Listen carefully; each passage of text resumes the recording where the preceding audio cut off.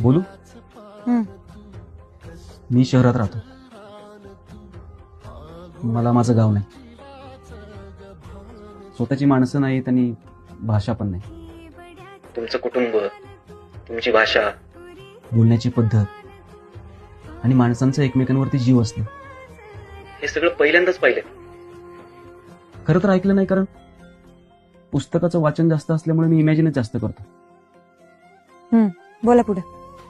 तुम्हाला सांगतो, सिनेमातलं एखादं गाव सोडलं ना, तो दुसरं कुठलं मी इमॅजिन सुद्धा केलं नाही. मित्र सुद्धा इथलेच. त्यांच्या गावाला जावं म्हटलं की त्यांच्याच गावाचं कौतुक ऐकून एका दिवसात रिटर्न. अस्सल गावाकडची माणसं आहेत ना, ही जीव लावणारी, वेळ प्रसंगी जीव देणारी असतात असं ऐकलं होतं. तुम्हाला ऐकलं. आणि वाटलं हीच का ती माणसं. मग एक क्षण मनात आलं, हा रॉंग नंबरच आपल्याला त्या माणसांपर्यंत नेण्याचा मार्ग असेल का.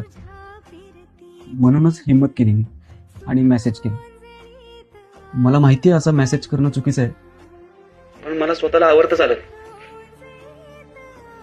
कारण माझा हेतू वाईट नाही, त्याच्यावर माझा विश्वास होता. पण तुम्ही तर म्हणलेला की फोन चुकून लागलेला. आणि अहो, सगळं मान्य, पण कुठलीच गोष्ट उगीच होत नाही. त्याला काहीतरी कारण असतं. बोलू? हं. मी शहरात राहतो. मला माझं गाव नाही. स्वतःची माणसं नाहीत आणि भाषा पण नाही.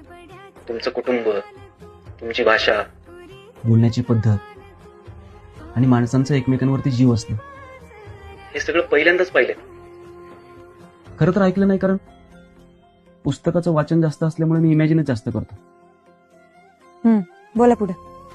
तुम्हाला सांगतो, सिनेमातलं एखादं गाव सोडलं ना, तो दुसरं कुठलं मी इमॅजिन सुद्धा केलं नाही. मित्र सुद्धा इथलेच. त्यांच्या गावाला जावं म्हटलं की त्यांच्याच गावाचं कौतुक ऐकून एका दिवसात रिटर्न. अस्सल गावाकडची माणसं आहेत ना, ही जीव लावणारी, वेळ प्रसंगी जीव देणारी असतात असं ऐकलं होतं. तुम्हाला ऐकलं. आणि वाटलं हीच का ती माणसं.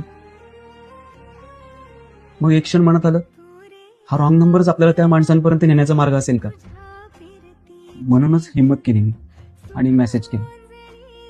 मला माहिती आहे असं मेसेज करणं चुकीचं आहे, पण मला स्वतःला आवडतच आलं. कारण माझा हेतू वाईट नाही, त्याच्यावर माझा विश्वास होता. पण तुम्ही तर म्हणलेला की फोन चुकून लागलेला.